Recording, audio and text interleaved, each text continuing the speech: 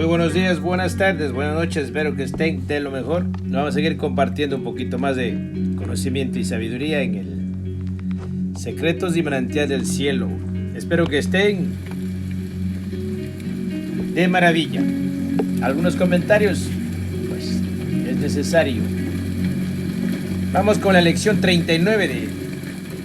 Una vez más, quiero leer esta frase de Ralph Waldo Emerson. Conozca esta extraordinaria ley que puede producir, ya sea el éxito o el fracaso, la opulencia o la pobreza, la felicidad o el infortunio, y una vez que la haya comprendido plenamente, podrá controlar su propio destino. En la lección 39, como venimos todo de este maravilloso libro de Ogmandino, La Universidad del Éxito, cómo aprovechar sabiamente las opciones de la vida. Creo que el mejor libro que se ha escrito en todos los tiempos para los negocios. Como ya habría observado, hay una cualidad muy especial en todos esos individuos extraordinarios que han honrado a esta universidad con su presencia y sus sabios consejos. Para ellos, la lucha por alcanzar el éxito es solo una parte de la vida. Jamás es la manzana entera, ni usted es un conejillo de India humano con quien estén dispuestos a experimentar un nuevo método, aún no probado, para ascender hasta la cima. Como grupo, su premisa es muy simple. Usted es más que un ser humano. Es un ser humano en transformación. Unas lecciones antes, cuando Napoleón Hill lo instó a prestar siempre más y mejores servicios que aquellos por los que le pagan, también le aconsejó una lectura muy valiosa al decir: tal vez ya he leído Compensation. Vuelva a leerlo. Uno de los fenómenos más extraños que observará en este ensayo radica en el hecho de que cada vez que lo lea, descubrirá nuevas verdades que no captó durante sus lecturas previas. Su vida es una preciada gema y nadie ha llegado nunca a definir mejor su verdadero valor como Ralph Waldo Emerson. Entre sus obras más grandiosas está Compensation, de la cual se ha tomado esta lección. Y en esta obra clásica aprenderá la esencia misma de lo que significa pagar un precio por sus acciones, buenas o malas, una vez que acepte el hecho, y muchos no pueden hacerlo, de que existe una ley de compensación que gobierna todos sus pensamientos y acciones. Habrá descubierto el secreto para dirigir su vida en cualquier dirección que escoja. Solamente recuerde, la ley de la compensación jamás ha sido abolida. Tiene que vivir con ella, le guste o no. Así que vale más que la use sabiamente en su propio provecho. Se sentirá muy feliz por haberlo hecho. Desde que era niño he deseado escribir un discurso sobre la compensación, pues cuando era muy joven me parecía que sobre ese tema la vida se había adelantado a la teología y la gente sabía mucho más de lo que enseñaban los predicadores. De igual manera, los documentos de los cuales se ha de extraer la doctrina ejercían sobre mí una gran fascinación por su interminable variedad y siempre los veía extendidos delante de mí, incluso cuando dormía, pues son los instrumentos que sostenemos en nuestras manos, el pan en nuestro cesto, las transacciones en la calle, el rancho y la morada, los saludos, las relaciones, las deudas y los créditos, la influencia del carácter, la naturaleza y la dotación de todos los hombres. También me parecía que en todo ello podría mostrarse a los hombres un rayo de divinidad, la acción presente del alma de este mundo, limpio de todo vestigio de tradición, y así el corazón del hombre podrá sumergirse en una inundación de eterno amor, conversando con aquello que sabe que siempre fue y siempre debe ser, porque realmente es ahora.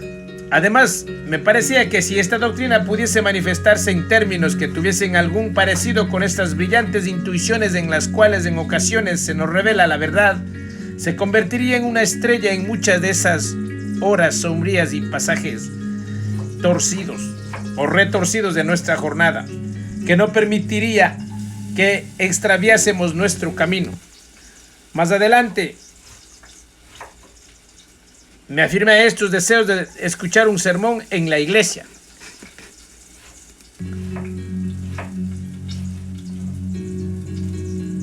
El predicador, un hombre muy apreciado por su ortodoxia, desplegó en la forma acostumbrada la doctrina del juicio final, dio por sentado por el juicio no tiene lugar en este mundo, que los malvados tienen éxito, que los buenos son desgraciados, y después, basándose en la razón y en las sagradas escrituras, insistió en que una vida futura habría una compensación para ambos.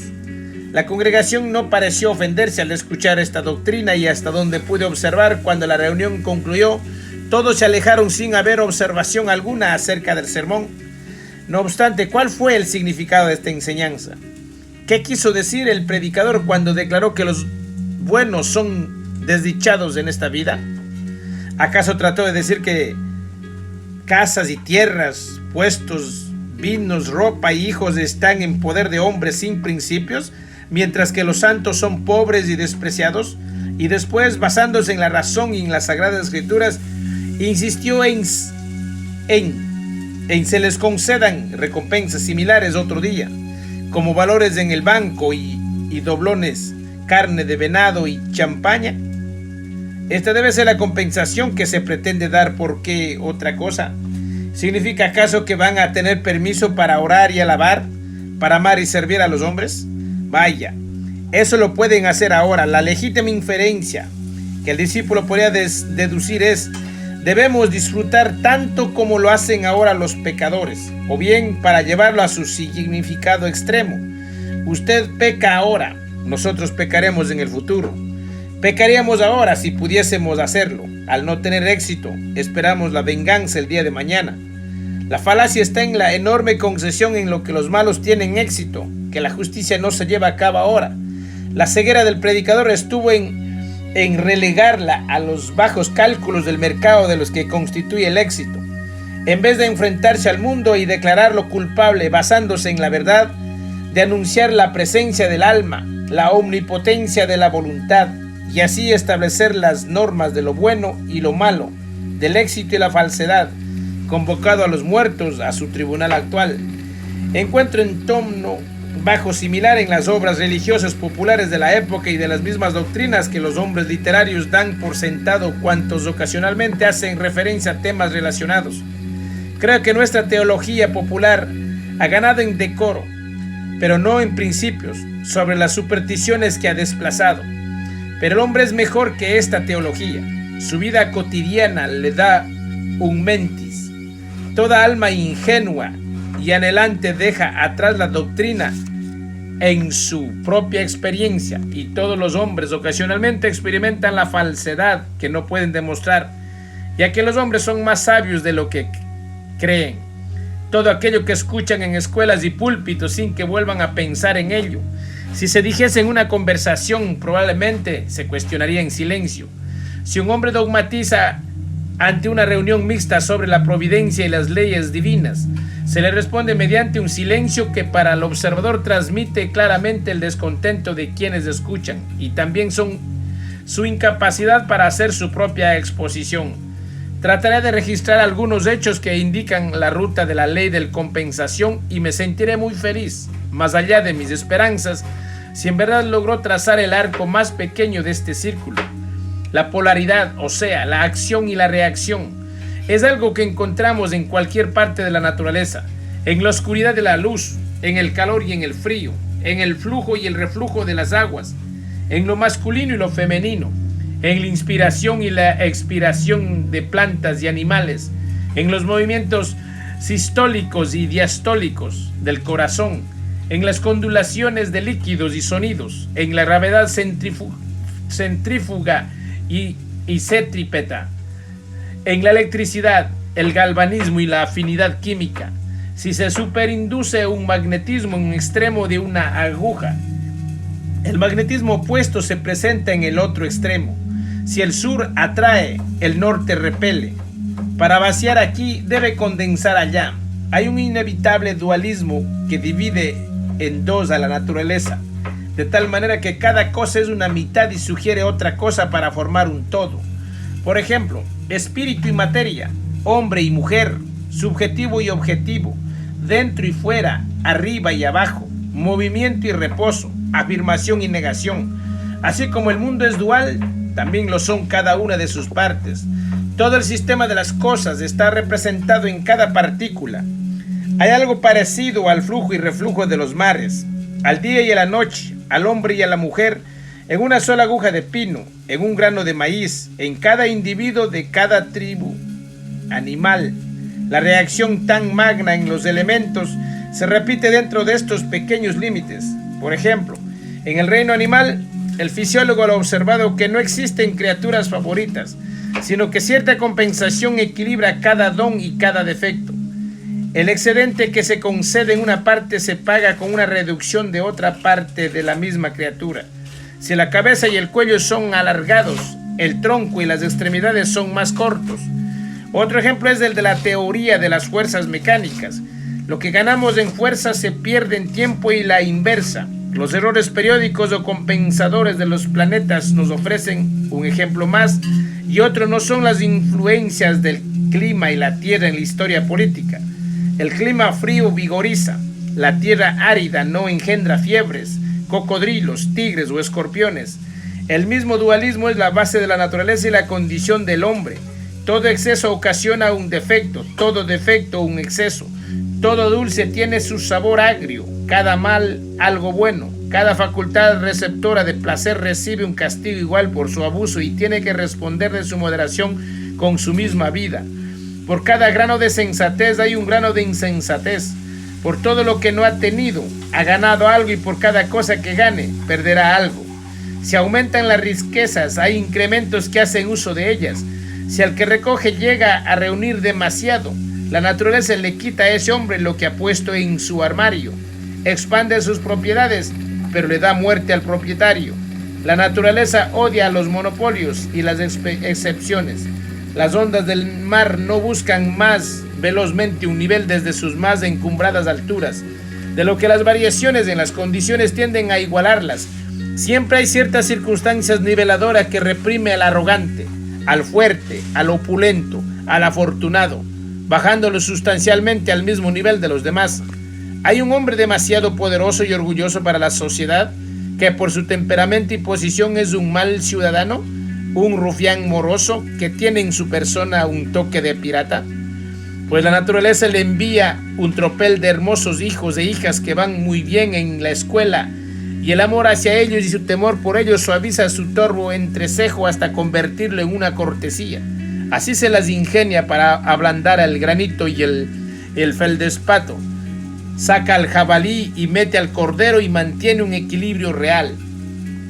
El agricultor se imagina que el poder y buen puesto son cosas buenas, pero el presidente ha pagado muy caro por ocupar la Casa Blanca. En general le ha costado su paz y lo mejor de sus atributos humanos, a fin de preservar durante breve tiempo una apariencia tan conspicua ante el mundo. Se contenta con comer el polvo delante de los verdaderos amos que se yerguen detrás del trono. ¿O acaso los hombres desean la grandeza más sustancial permanente de un genio? Esto tampoco posee una inmunidad. Aquel que por la fuerza de la voluntad o del pensamiento es grande y diseña a miles, tiene la responsabilidad de haberlos desdeñado. Con cada afluencia de luz se presenta un nuevo peligro. ¿Acaso tiene luz? Debe dar testimonio de la luz y siempre dejar atrás esa simpatía que le proporciona una satisfacción tan aguda, mostrándose fiel a las nuevas revelaciones del alma incesante. Debe odiar al padre y a madre, a esposa e hijos. Posee todo lo que el mundo ama, admira y codicia. Debe arrojar tras de sí su admiración y afligirlos con la fidelidad a su verdad y convertirse en un proverbio y un silbido. Esta ley redacta las leyes de ciudades y naciones. No se verá obstaculizada en sus fines, ni siquiera en lo más mínimo. Es en vano construir, tramar o combinarse en su contra. Las cosas se rehúsan a dejarse administrar mal durante largo tiempo.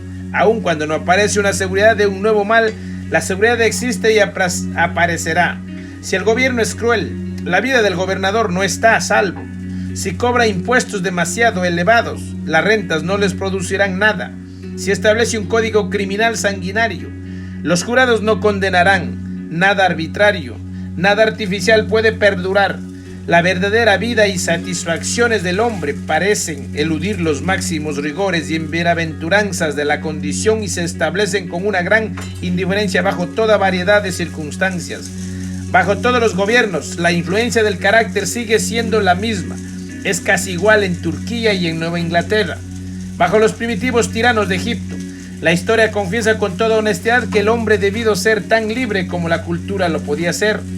Estas apariencias indican el hecho de que el universo está representado en todas y cada una de esas partículas. Todo en la naturaleza contiene todos los poderes de la naturaleza. Todo está hecho de un material secreto. Igual que el naturalista ve un tipo debajo de cada metamorfosis y mira a un caballo como un hombre que corre, a un pez como un hombre que nada, a un ave como un hombre que vuela, a un árbol como un hombre arraigado. Cada nueva forma repite no solo la característica principal del tipo, sino todos los detalles parte por parte, todos los propósitos, progresos, obstáculos, energías y un sistema completo de todos los demás. Cada ocupación, oficio, arte y transacción en un compendio del mundo y un correlativo de cada uno de los demás. Cada uno es un emblema total de la vida humana, de sus aspectos buenos y malos, de sus tanteos, sus enemigos, su curso y su fin. Y cada uno de ellos de alguna manera debe dar cabida al hombre y recitar todo su destino. El mundo se engloba a sí mismo dentro de una gota de rocío.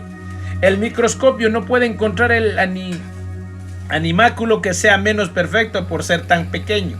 Ojos, oídos, sabor, olfato, movimiento, resistencia, apetito y órganos de la reproducción que se aferran a la eternidad. Todo ello encuentra espacio para constituirse en la pequeña criatura. Y así ponemos nuestra vida en cada acto. La verdadera doctrina de la omnipresencia es que Dios reaparece con todas sus partes en cada musgo y telaraña. El valor del universo se las ingenia para lanzarse hacia cada punto. Si el bien está allí, también está el mal. Si la afinidad, también la repulsión. Si la fuerza, también la limitación. Así es el universo viviente. Todas las cosas son morales. Esa alma que dentro de nosotros es un sentimiento, fuera de nosotros es una ley. Percibimos sus inspiraciones. Allá en la historia podemos ver su poderío fatal. Es todopoderosa, toda la naturaleza percibe su dominio. Está en el mundo y el mundo fue hecho por ella. Es eterna, pero se representa en el tiempo y el espacio. La justicia no se propone. Una perfecta equidad ajusta su equilibrio en todas las partes de la vida. Los dados de Dios siempre están cargados. El mundo parece una tabla de multiplicar o una ecuación matemática que no importa cómo le den vuelta, se equilibra a sí misma. Tome la cifra que quiera, su valor exacto, ni más ni menos. Aún regresa usted, todo secreto se divulga, todo crimen se castiga, toda virtud se recompensa, toda injusticia se repara, en silencio y la ciencia cierta. Lo que llamamos retribución es la necesidad universal mediante la cual el todo aparece siempre que aparece una de sus partes. Si ve humo, debe haber fuego. Si ve una mano o un miembro, sabe que el tronco al cual pertenecen están detrás de ello. Cada acto se recompensa a sí mismo, o en otras palabras, se integra a sí mismo, en una forma doble, primero en la cosa o la naturaleza real, y en segundo lugar en la circunstancia o la naturaleza aparente. Los hombres llaman retribución a la circunstancia. La retribución casual está en la cosa y es vista por el alma. La retribución en la circunstancia es vista por la comprensión. Es inseparable de la cosa, pero a menudo que se extiende a lo largo de un periodo prolongado de tiempo, de tal manera que no se vuelve nítida sino hasta después de muchos años. Los azotes específicos pueden venir mucho después de la ofensa, pero lo hacen porque la acompañan. El crimen y el castigo surgen de un mismo vástago. El castigo es un fruto que madura inadvertido en el interior de la flor del placer que lo ocultaba. Causa y efecto, medio y fin, semilla y fruto. Todo ello no puede separarse, porque el efecto florece en la causa, el fin preexiste en el medio y el fruto en la semilla. Mientras que así el mundo es un todo y se rehúsa a que lo dividan. Nosotros tratamos de actuar parcialmente, de dividir, de apropiarnos. Por ejemplo, para satisfacer a los sentidos, apartamos al placer de los sentidos de las necesidades del carácter. El ingenio del hombre se ha dedicado a la solución de un problema, cómo apartar la dulzura sensual, la fortaleza sensual, el brillo sensual y así sucesivamente, de la dulzura moral, de la profundidad moral, de la justicia moral. Es decir, una vez más, se las ingenia para pulir a tal grado esta superficie externa, tan delgada que la deja sin fondo. Para obtener un extremo, sin otro extremo. El alma dice, come. El cuerpo se dará un banquete. El alma dice, el hombre y la mujer serán una sola carne y una sola alma. El cuerpo se unirá solamente a la carne. El alma dice, ten el dominio de todas las cosas a fin de alcanzar la virtud. El cuerpo quiere el poder sobre las cosas para sus propios fines. El alma pugna vehemente para vivir y resolver todas las cosas. Sería el único hecho. Y todas las cosas se darán por añadidura. Poder, placer, conocimiento, belleza. El hombre particular pretende ser alguien, erguirse por sí mismo, trocar y regatear por un bien para sí, y en especial viajar para que pueda viajar, vestir para que pueda ser vestido, comer para que pueda comer y gobernar para que lo admiren. Los hombres tratan de ser grandes, quieren un buen puesto, riquezas, poder y fama. Creen que ser grandes es obtener solo un lado de la naturaleza, lo dulce, sin el otro lado, lo amargo. Continuamente se neutralizan todas estas divisiones y separaciones hasta nuestros días. Debemos reconocer que ningún proyectista ha tenido el menor éxito. El agua separada vuelve a reunirse detrás de nuestra mano. El placer se acaba en las cosas agradables, la utilidad en las cosas lucrativas, el poder en las cosas fuertes. En el momento mismo en que tratamos de separarlos del todo, ya no podemos dividir las cosas a la mitad y obtener el bien sensual en sí. Como tampoco podemos tener un interior que no tenga exterior, o una vez o una luz sin una sombra. Aleje a la naturaleza con un tenedor y regresará corriendo. Todas las cosas son dobles, una contra la otra. Tit por tat, ojo por ojo, diente por diente, sangre por sangre, medida por medida, amor por amor. Da y recibirás. Aquel que dio de beber, también a él le darán agua. ¿Qué tendrás? Dice Dios, paga por ello y tómalo. Quien nada aventura, nada poseerá. Se te pagará exactamente por lo que hiciste, no más y no menos. Quien no trabaja no comerá. El que espera un daño encontrará un daño. Las maldiciones siempre recaen sobre la cabeza de quien las profiere. Si se le coloca una cadena alrededor del cuello de un esclavo, el otro extremo se apretará alrededor del propio cuello. El mal consejo confunde al consejero. El demonio es un asno. Así está escrito, porque así sucede en la vida. Nuestra acción está sojuzgada y caracterizada por la ley de la naturaleza. Por encima de nuestra voluntad, apuntamos hacia un fin mezquino independientemente del bien público. Pero nuestro acto se coloca a sí mismo mediante un irresistible magnetismo en línea con los polos del mundo. Un hombre no puede hablar sin que se juzgue a sí mismo, con su voluntad o contra su voluntad. Traza su retrato delante de los ojos de sus compañeros mediante cada una de sus palabras. Cada opinión reacciona sobre quien la expresa. Es como una bola de hilo que se arroja hacia un blanco, pero cuyo otro extremo permanece en el bolsillo de quien la arrojó. O más bien, es como un arpón que se arroja a una ballena y que a medida que sale volando enrolla un rollo de cuerda en la embarcación, y si el arpón no es bueno o no estuvo bien arrojado, irá a parar muy cerca, cortando al timonel en dos, hundiendo a la embarcación. No pueden hacer un mal sin sufrir un mal. Ningún hombre ha tenido jamás un punto de orgullo que no fuese nocivo para él. Decía Edmund Burke, la persona distinguida en la vida elegante no se da cuenta que se excluye a sí mismo del disfrute, en un intento por apoderarse de él.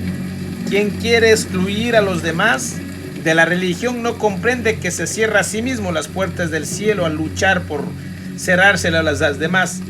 Trate a los hombres como peones y bolos y usted sufrirá tanto como ellos. Si se olvida que tienen corazón, usted perderá el suyo. Los sentidos convertirán en objetos a todas las personas, a las mujeres, los niños y los pobres. El proverbio vulgar, se lo sacaré del bolsillo o se lo arrancaré de la piel, es una filosofía acertada. Todas las infracciones contra el amor y la equidad en nuestras relaciones sociales reciben un pronto castigo. Son castigadas por el temor. Mientras sostengo unas relaciones sencillas con mis semejantes, no experimento disgusto alguno al reunirme con ellos. Nos reunimos igual que se reúnen el agua con el agua, o como se mezclan dos corrientes de aire, con una perfecta difusión y una interpretación de la naturaleza. Pero tan pronto como se presenta cualquier desviación de la simplicidad de un intento por dividir las cosas a la mitad, o de algo bueno para mí que no sea bueno para ellos, perciben el mal. Me rehuyen tanto como yo los he rehuido. Sus ojos ya no buscan los míos. Entre nosotros se ha declarado una guerra. En ellos hay odio y en mí hay temor. Los hombres experimentados del mundo saben muy bien que es mejor pagar impuestos y cuotas a medida que avanzan, y que a menudo un hombre tiene que pagar muy caro por una pequeña frugalidad. Quien pide prestado se endeuda solo. ¿Acaso ha ganado algo el hombre que ha pedido cientos de favores y no ha hecho ninguno? ¿Ha ganado al pedir prestado por indolencia o por astucia la loza, los caballos o el dinero de su vecino? En el hecho mismo surge el reconocimiento instantáneo del beneficio por una parte y por otra de una deuda, es decir, de superioridad e inferioridad. La transacción permanece en su memoria y en la de su vecino, y cada nueva transacción, de acuerdo con su naturaleza, altera sus relaciones entre sí. Pronto puede llegar a comprender que más le valía haberse roto sus propios huesos que viajar en la carreta de su vecino, y que el precio más elevado que puede pagar por una cosa es pedirla. Un hombre cauteloso ampliará esta lección a todas y cada una de las partes de su vida. Sabrá que siempre corresponde a la prudencia enfrentarse a cada demandante y pagar cada exigencia justa sobre su tiempo, sus talentos o su corazón. Pague siempre, ya que tarde o temprano tendrá que pagar todas sus deudas. Las personas y los acontecimientos pueden erguirse durante cierto tiempo entre usted y la justicia, pero eso solamente es un aplazamiento. Al final deberá pagar su propia deuda. Si es prudente, temerá una prosperidad que solo lo abrumará con más. El beneficio es el fin de la naturaleza, pero por cada beneficio que reciba, le impondrá un impuesto. En grande quien confiere un mayor número de beneficios es bajo, y esta es la bajeza más grande del universo: recibir favores y no hacer ninguno. En el orden de la naturaleza no podemos hacer beneficios a aquellos de quienes los recibimos, o solo podemos hacerlo muy rara vez, pero el beneficio que recibimos debe devolverse línea por línea, hecho por hecho y centavo por centavo, a alguien. Cuide de que en sus manos no se queden demasiadas cosas buenas, pues rápidamente se corromperán y alimentarán gusanos. Pague lo más pronto posible en alguna forma. Las mismas leyes implacables vigilan el trabajo. La labor más apreciada es la más barata. Dice el prudente: lo que adquirimos en una escoba, una alfombra, una carreta, un cuchillo, es una aplicación del buen juicio a una necesidad común. Es mejor pagar en sus tierras a un jardinero hábil y comprar buen juicio aplicado a la jardinería. En sus marinos, un buen juicio aplicado a la navegación. En el hogar, buen juicio aplicado a la cocina, a la costura y al servicio. En su agente, buen juicio aplicado a la contabilidad y a los negocios. Así llegará a multiplicar su presencia o se extenderá a todo largo de sus posesiones. Pero debido a la construcción dual de las cosas, en el trabajo, así como en la vida, no puede haber trampas. El ladrón se roba a sí mismo y el estafador se estafa a sí mismo. Porque el verdadero precio del trabajo está en el conocimiento y en la virtud, de los cuales son signos de la opulencia y el crédito. Estos signos, igual que los billetes, pueden ser falsos o robados, pero aquello que representan, o sea, el conocimiento y la virtud, no pueden falsificarse ni robarse. Estos fines del trabajo no pueden ser cumplidos si no es mediante los verdaderos esfuerzos de la mente y en el acatamiento de los motivos más puros. El tramposo, el malversador, el jugador no pueden arrebatar el beneficio del conocimiento de la naturaleza material y moral que su cuidado y esfuerzo honestos rinden al operario. La ley de la naturaleza es: haz las cosas y tendrás el poder. Pero quienes no hacen las cosas no tienen el poder. El trabajo humano en todas sus formas, desde afilar una estaca hasta la construcción de una ciudad o de una epopeya, es un enorme ejemplo de la perfecta compensación del universo, por doquier y siempre. Esta ley es sublime, el equilibrio absoluto del dar y recibir, La doctrina de que todo tiene su precio y de que si ese precio no es pagado no se obtendrá eso, sino otra cosa, y de que es posible o imposible obtener cualquier cosa sin pagar su precio. No es menos sublime en las leyes de las columnas de un libro mayor que el presupuesto de los estados, en las leyes de la luz y la oscuridad, en todas las acciones y reacciones de la naturaleza. No puedo dudar que las elevadas leyes que todo hombre contempla jamás implicarán en esos procesos con los cuales está familiarizado. La severa ética que centella en el borde de su cincel, que se miden con su plomada y su regla, que son tan obvios al pie, tanto de la cuenta de la tienda como en la historia de un estado. Le recomiendan su oficio y aun cuando rara vez se nombran, exalten su negocio ante su imaginación. La alianza entre virtud y naturaleza compromete a todas las cosas para que asuman un frente hostil al vicio. Las hermosas leyes y sustancias del mundo persiguen y azotan al traidor. Encuentran que las cosas están dispuestas para la verdad y el beneficio, y que no hay una sola guarida en todo el ancho mundo en donde se pueda ocultar un pillo. Cometa un crimen y verá que la tierra está hecha de cristal. No existe tal cosa como un escondite. Cometa un crimen y parece como si una capa de nieve caese sobre el suelo, de tal manera que revela en medio del bosque la huella de cada perdiz, zorra, ardilla y topo. Usted no podrá revocar la palabra hablada, no podrá borrar las huellas de los pies, no podrá subir la escalerilla a fin de no dejar entrada o pista alguna. Siempre trascenderá alguna circunstancia probatoria. Las leyes y sustancias de la naturaleza, el agua, la nieve, el viento, la gravitación, se convierten en penalidades para el ladrón. Por otra parte, la ley aprueba con la misma infalibilidad toda acción justa. Amen y serán amados. Todo el amor es matemáticamente justo, tanto como ambos lados de una ecuación algebraica. El hombre bueno posee una bondad absoluta que, igual que el fuego, convierte todo a su propia naturaleza, de manera que no puede hacerle ningún daño. Pero como todos los ejércitos reales enviados contra Napoleón, cuando él se aproximó, inclinaron sus banderas, convirtiéndose de enemigos en amigos. Así de igual manera los desastres de todas clases, tales como las enfermedades, la ofensa y la pobreza, resultan ser benefactores. Los buenos resultados favorecidos incluso por las debilidades y los defectos, en la misma forma que un hombre jamás ha tenido un punto de orgullo que no la fuera nocivo. De la misma manera, ningún hombre ha tenido algún defecto que no le haya sido de algún modo útil. El siervo de la fábula admiraba sus cuernos y culpaba a sus patas, pero cuando se presentó el cazador, sus patas lo salvaron y después, atrapado en la espesura, sus cuernos lo destruyeron. A lo largo de su vida, todos los hombres tienen algo que agradecer a sus defectos, igual que ningún hombre comprende a fondo la verdad sino hasta que primero lucha contra ella. De la misma manera, ningún hombre está familiarizado a fondo con los impedimentos o talentos de los hombres, hasta que ha sufrido a causa de unos y ha visto el triunfo de los otros por encima de su propio deseo de los mismos. ¿Tiene algún defecto o un rasgo de temperamento que lo hacen inadecuado para vivir en la sociedad?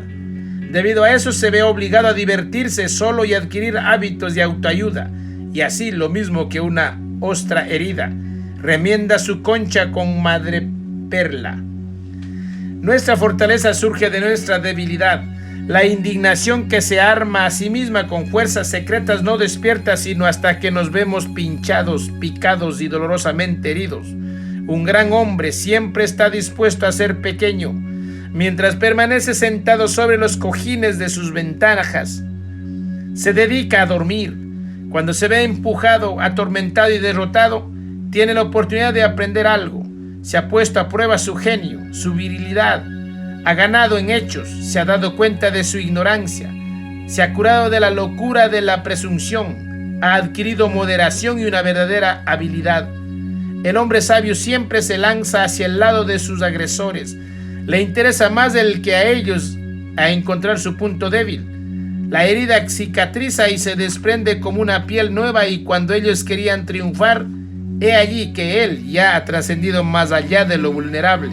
La culpa es menos riesgosa que a la alabanza. Odio que me defiendan en un periódico. mientras que todo lo que se diga sea en mi contra, experimento una cierta seguridad de alcanzar el éxito. Pero tan pronto como se pronuncian en mi favor esas melifluas palabras de alabanza, me siento como alguien que yace desprotegido delante de sus enemigos. En general, cada mal ante el cual no sucumbimos es un benefactor, igual que el isleño nativo de las Islas Sandwich cree que las fuerzas y el valor del enemigo al que ha dado muerte se transmiten a él. De igual manera ganamos la fuerza de la tentación a la que nos hemos resistido. Las mismas defensas que nos protegen del desastre, de los defectos y de la hostilidad nos defienden, si así lo queremos, del egoísmo y del fraude. Los cerrojos y las barras no son lo mejor de nuestras instituciones, como tampoco la astucia en el comercio es una señal de sabiduría. Los hombres padecen durante toda su vida bajo la tonta superstición de que pueden resultar engañados. Pero es imposible que un hombre resulte engañado por alguien más que no sea él mismo. Así como no es posible que una cosa sea y no sea al mismo tiempo. En todos nuestros tratos hay una tercera facción silenciosa. La naturaleza y el alma de las cosas se encargan de garantizar el cumplimiento de cada contrato, de manera que un servicio honesto no puede resultar en una pérdida. Si sirve a un amo ingrato, sírvalo todavía más y apunte a Dios en la lista de sus deudores. Cada golpe tendrá su desquite. Mientras más tiempo se retenga el pago, mejor para usted, ya que la tasa de intereses compuestos sobre intereses compuestos es lo acostumbrado por este tesorero. La vida del hombre es un progreso, no una estación. Su instinto es confiar. Nuestro instinto usa el más y el menos cuando se aplica al hombre, siempre de la presencia del alma, no de su ausencia. El hombre valiente es más grande que el cobarde. El hombre sincero, el benévolo y el sabio son más hombres y no menos que el tonto y el tunante. Por lo tanto, no hay un impuesto sobre la bondad de la virtud, pues esa es la llegada de Dios mismo, o la existencia absoluta, sin ninguna comparación. Toda la bondad externa tiene su impuesto, y si se presentó sin el desierto y sin el sudor, no tiene raíz alguna en mí, y el próximo vendaval la arrastrará. Pero toda la bondad de la naturaleza pertenece al alma y puede poseerse si se paga con la moneda legal de la naturaleza, es decir, por medio del trabajo que el corazón y la cabeza permitan. Ya no deseo encontrarme con un bien que no he ganado. Por ejemplo, encontrarme una vasija llena de oro sepultada, a sabiendas de que trae consigo una nueva responsabilidad. Ya no deseo bienes externos, ni posesiones, ni honores, ni poderes, ni personas. La ganancia es aparente, el impuesto es seguro, pero no hay impuesto sobre el conocimiento de que existe una compensación y de que no es deseable excavar en busca de un tesoro. Y en esto me regocijo, con una paz serena y eterna. Reduzco las fronteras de un posible mal. Aprendo la sabiduría de San Bernardo. Nada puede causarme daño, con excepción de mí mismo. El daño que sostengo lo llevo conmigo mismo y jamás soy un verdadero doliente, si no es por mi propia culpa. Hay muchas formas en que puede salirse de la rutina del tedio y de la mediocridad antes de que se le acabe el camino. Aurens Yuries y Jacques Tarrant. En la lección 40, cómo cambiar una estrategia de perdedor. Piedra que rueda no acumula mojo. Toda su vida ha escuchado esta frase, ¿no es así? Pues no es verdad. Una piedra que rueda puede acumular una gran abundancia de mojo, mientras que una roca estacionaria, clavada en su propia depresión, puede permanecer inmóvil durante toda la eternidad sin adquirir ni siquiera el menor indicio de pelusa verde. Es de esperar que usted ya haya adoptado varios de los secretos para alcanzar el éxito que hemos compartido con usted en estas lecciones y que los esté poniendo en práctica, pero es difícil hacer cambios, por muy pequeños que sean, en sus viejos métodos de hacer las cosas, ¿no es verdad? Recuerde la forma tan ardua en que Benjamin Franklin trabajó para lograrlo, y no obstante debemos cambiar si nuestro curso actual nos tiene sobrando a lo largo de la costa de la vida. Mucho tiempo después de que abandonamos el muelle, Bacon declaró: Quien no aplica nuevos remedios debe esperar nuevos males, y Thomas Carlyle le escribió: el día de hoy no es el día de ayer, nosotros mismos cambiamos.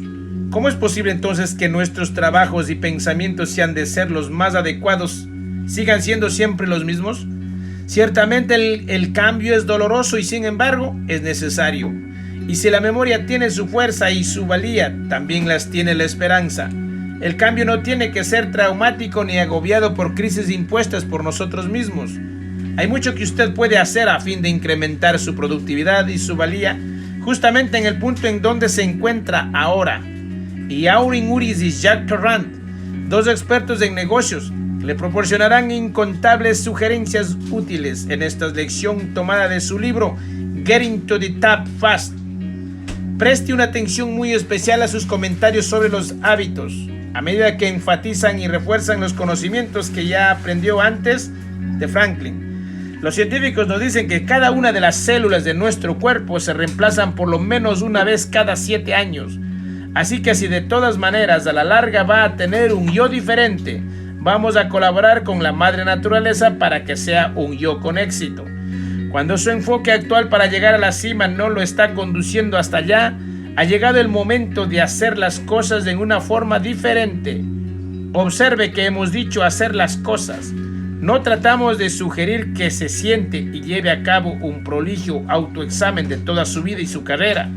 Es muy fácil dar esa clase de consejo, y también es muy fácil empezar a ponerlo en práctica, pero es bastante difícil llevarlo a su término. Muy pocos de nosotros somos suficientemente afortunados como para experimentar un cegador relámpago de una visión interna de que nos diga: lo que has hecho hasta ahora está mal.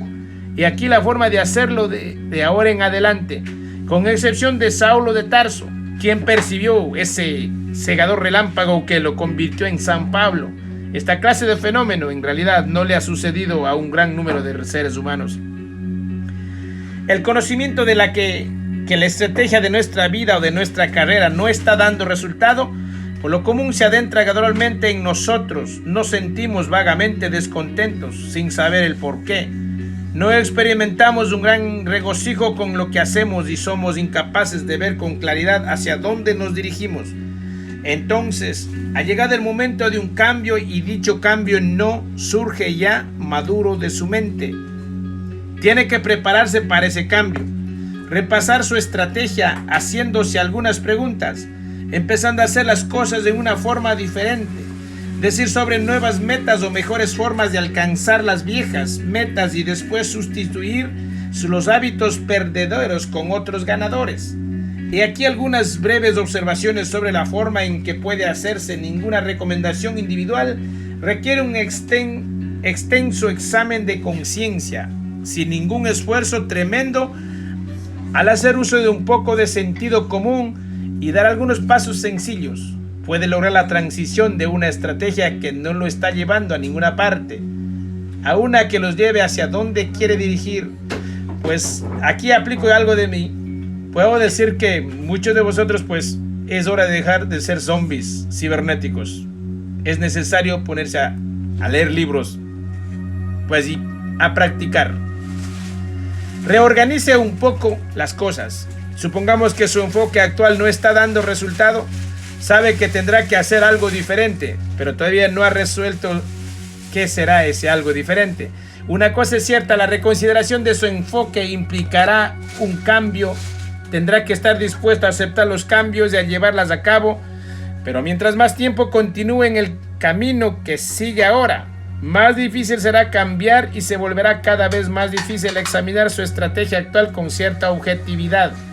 Puede prolongar la rutina hasta que adquiera la tal profundidad que un día se verá incapacitado para ver sol sobre los lados. Si llegara ese día, quizá entonces se viere atrapado para siempre en esa rutina. De manera que aun si no ha trazado su nueva estrategia, empiece a hacer algunos cambios, reorganice su forma de vida y póngase a trabajar ahora mismo. Hay varias formas de hacerlo.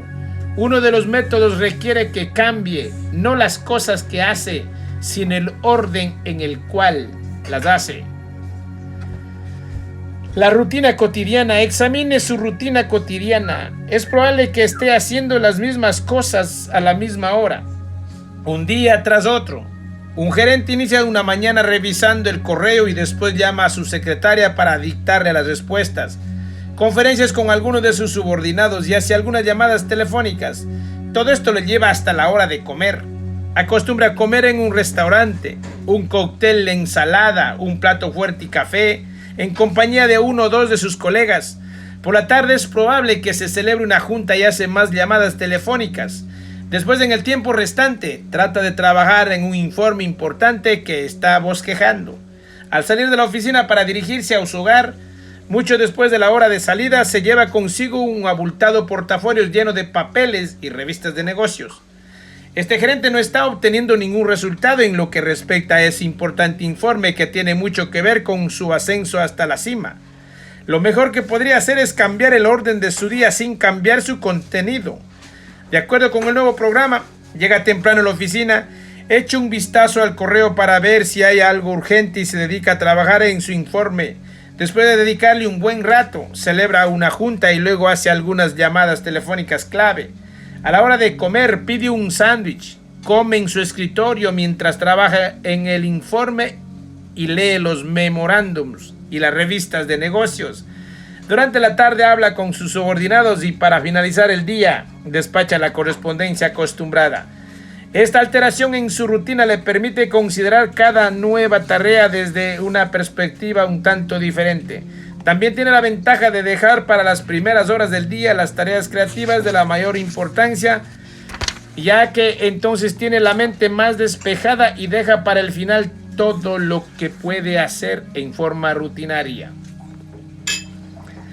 El cambio de tema. Otra forma de introducir el cambio es adoptar un tema básico para hacer las cosas de una forma diferente. Por ejemplo, Jerry Travers habla con la gente a todo largo del día, durante las juntas, por teléfono y en las reuniones causales.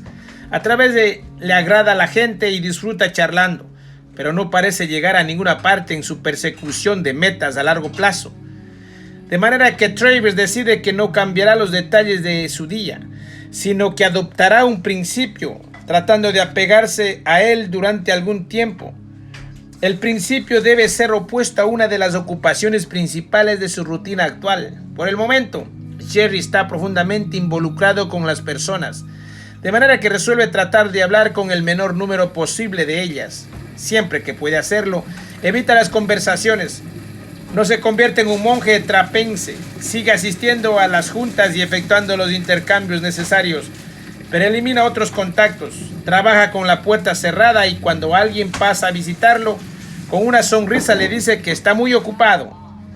Al principio Travers no está consciente de otra cosa que no sea la novedad de su nuevo enfoque, pero gradualmente descubre que está haciendo las cosas con una diferencia básica.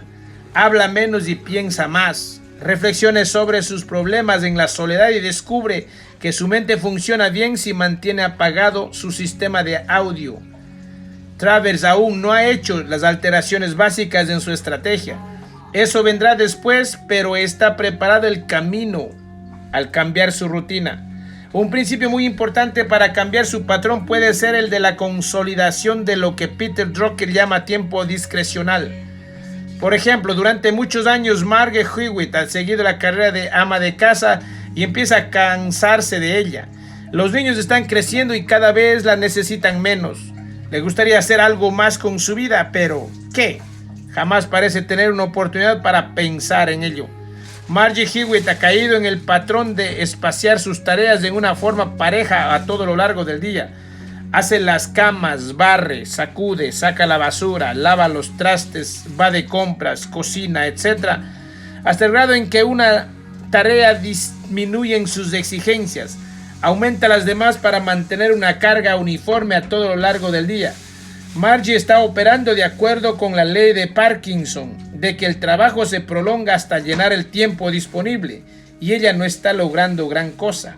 De manera que Margie Hewitt se decide a consolidar su tiempo, acumula todo su trabajo en un espacio de tiempo tan corto como lo es posible. Para las primeras horas de la tarde ya ha terminado con todas las tareas esenciales y cuenta con un bloque sólido de tiempo discrecional. Margie se decide a emplear ese tiempo en visitas a biblioteca pública, en donde se dedica a leer acerca de algunas carreras para mujeres de más edad, encuentra formas de renovar sus habilidades e investiga oportunidades para una educación adulta. Todavía no ha formado su estrategia, pero ya ha realizado el cambio que la prepara para hacerlo. Reorganiza su patrón. No espere hasta contar con una nueva estrategia. Primero cambie su forma de hacer las cosas y después del cambio estará más preparado para idear una buena estrategia. Y al cambiar su patrón, asegúrese de consolidar sus ideas a fin de concederse el tiempo discrecional que necesita para enfrentarse al proyecto de reordenar su vida. Eche una nueva mirada a la cima. Al sustituir una estrategia perdedora por una ganadora, empiece enfocándose claramente en sus objetivos. ¿Cuándo empezó? ¿Cuál era su meta? ¿Ha cambiado esa meta? ¿Con cuánta frecuencia? ¿Cuánto tiempo ha transcurrido desde que pensó en llegar a la cima? ¿Todavía le parece tan buena como antes? En este momento, ¿sabe con exactitud hacia dónde se dirige? Ya sea que piense que todavía está decidido a llegar al pináculo que se fijó desde un principio, o que crea que ahora sería más apropiada alguna otra meta, ha llegado el momento de considerar una alternativa. ¿Qué tan cerca está su cima original? ¿Qué tantos progresos ha logrado? ¿Ese progreso se ha vuelto más difícil o más fácil o más difícil con el tiempo? ¿Hay obstáculos concretos en su camino? ¿Es superados? ¿Se siente con deseos de esforzarse para superarlos? Si las barreras entre usted y su meta le parecen exageradamente grandes, si no disminuyen, si encuentra difícil pensar en el esfuerzo que se requiere para superarlas, entonces quizás ha llegado el momento de buscar una nueva cima. Si no le es posible llegar a su meta original, por lo cual otra sustituirá por algo dentro de la misma línea pero más bajo, por algo dentro de una línea totalmente diferente. Por supuesto, si va a escoger un nuevo objetivo, no deseará desperdiciar todos los esfuerzos que ha realizado hasta ahora. ¿Hay alguna meta que antes no consideró y hacia lo cual le agradaría ascender? ¿Se sentirá feliz al llegar a esa nueva meta? ¿O todavía quiere seguir luchando por alcanzar la cima original? ¿Qué tan enterado está de los problemas involucrados en el nuevo objetivo? ¿Puede manejarlos? ¿Disfrutaría haciéndola? Llega un momento en el cual se debe pensar en que un cambio de estrategia, en un cambio de objetivo, cuando la mentalidad rutinaria lucha por apoderarse de todo, una parte de su psiques le está diciendo que ha llegado el momento de hacer un cambio. Otra parte le dice que sería más sencillo continuar con lo mismo. ¿Le agrada lo que hace actualmente? ¿Disfruta de la lucha tanto como hace un año? ¿Disfruta enfrentándose a un nuevo desafío o preferiría evitarlo? ¿En dónde está el gozo en su rutina actual? Ya sea que se apegue a su meta original o que se decida en favor de una nueva, debe aprovechar esa oportunidad para definir con claridad la naturaleza del objetivo. Ahora bien, ¿cuál es su meta? ¿Cuáles son las ventajas de luchar hacia su logro? ¿Cuáles son sus desventajas? ¿Qué tanto tiempo cree que le tomará llegar hasta ella? ¿Se trata de una meta bien definida? ¿Sabrá cuándo lo haya alcanzado? ¿Está dispuesto a hacer todo lo necesario para iniciar un nuevo ataque hacia su objetivo, ya sea viejo o nuevo?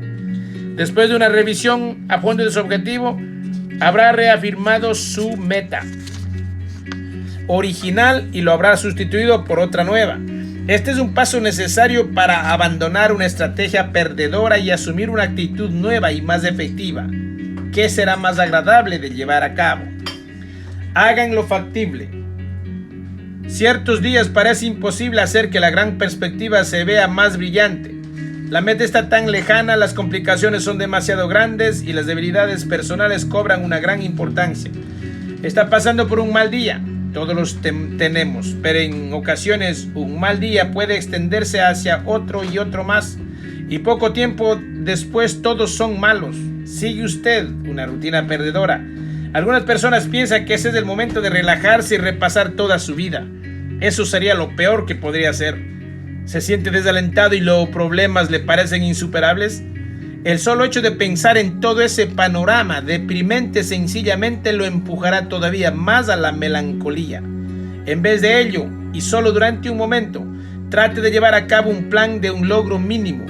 Escoja algo que esté seguro que puede hacer y hágalo. No tiene que ser algo grande.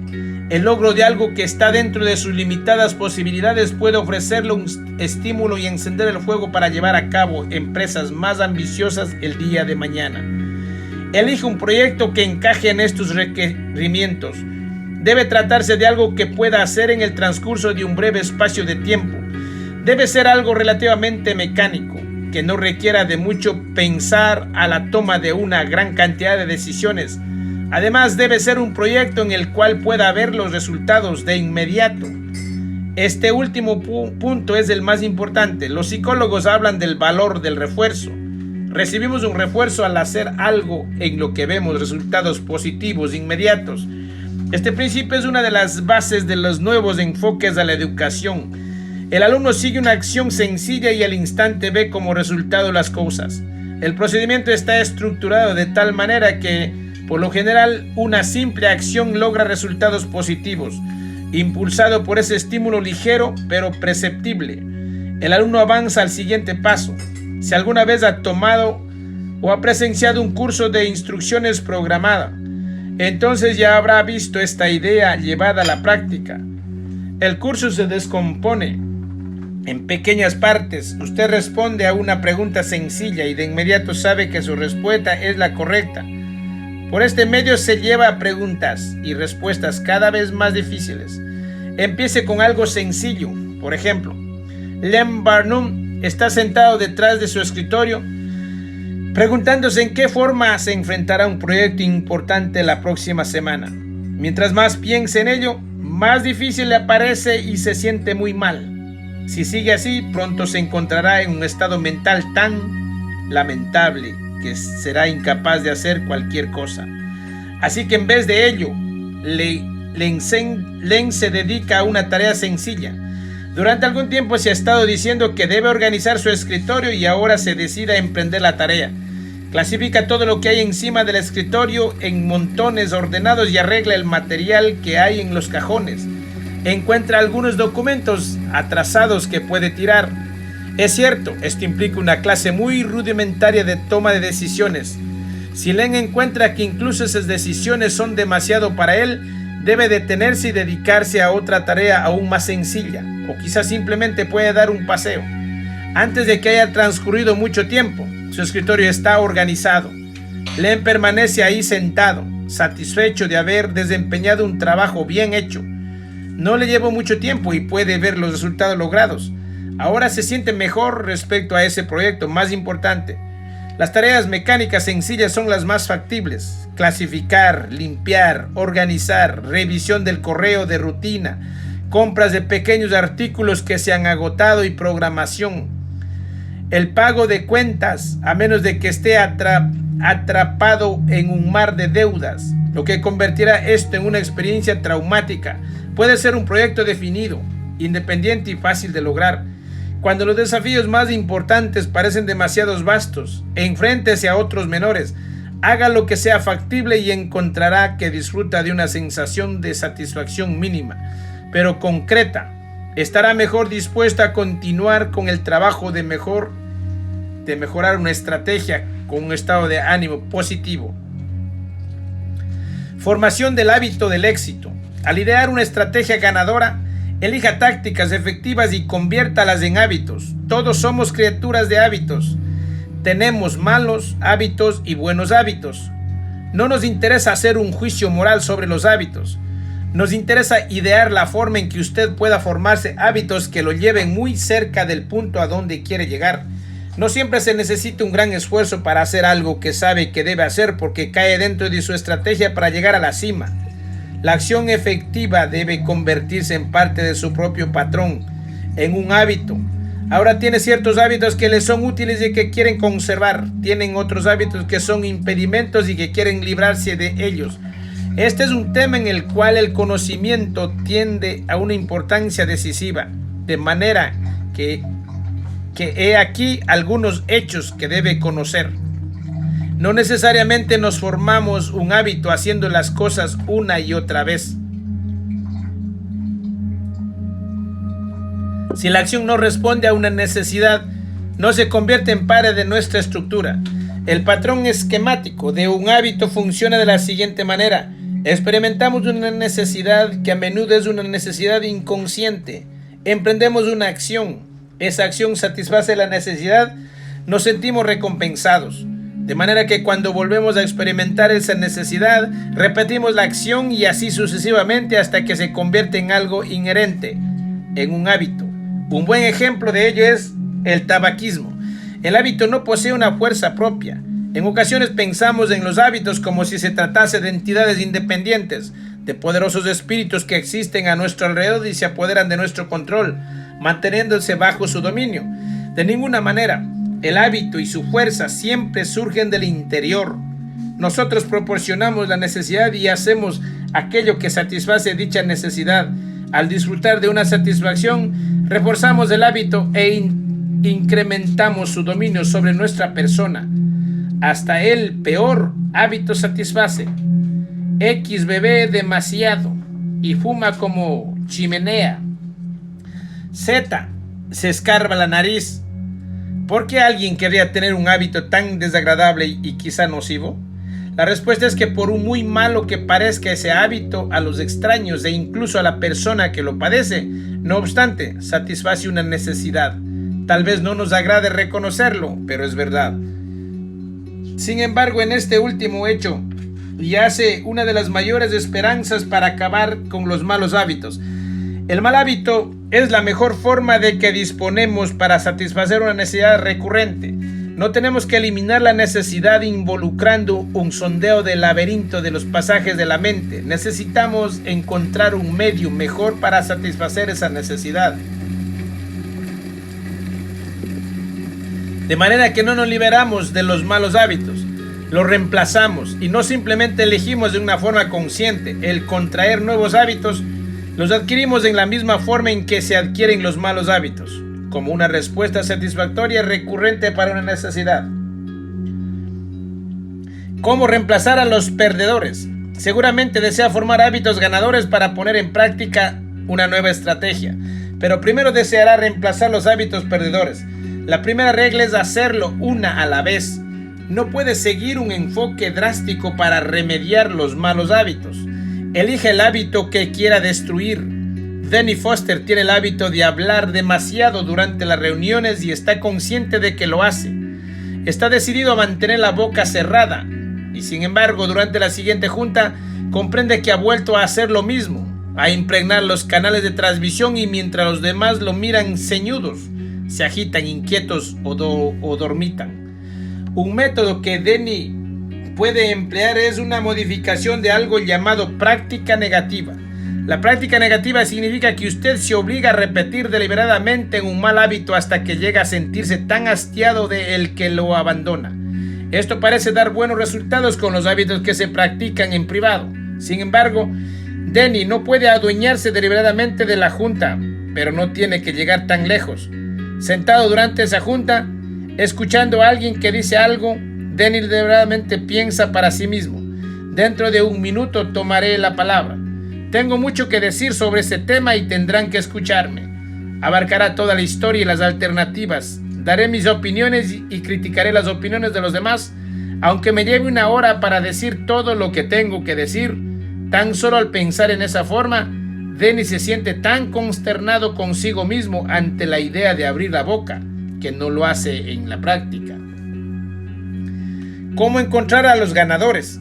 El enfoque negativo es la primera parte para liberarse de los malos hábitos, pero el proceso no arraigará a menos de que sustituya un mal hábito por un bueno. Recuerde el patrón: el buen hábito debe satisfacer una necesidad, en la misma forma en que lo hacía el malo. No tiene que psicoanalizarse para sondear la base de la necesidad. Simplemente tiene que encontrar una acción más positiva y sutil o útil que la satisfaga. De manera que es obvio que el buen sentido tiene que encontrarse dentro de la misma área general de la práctica nociva a la cual va a reemplazar.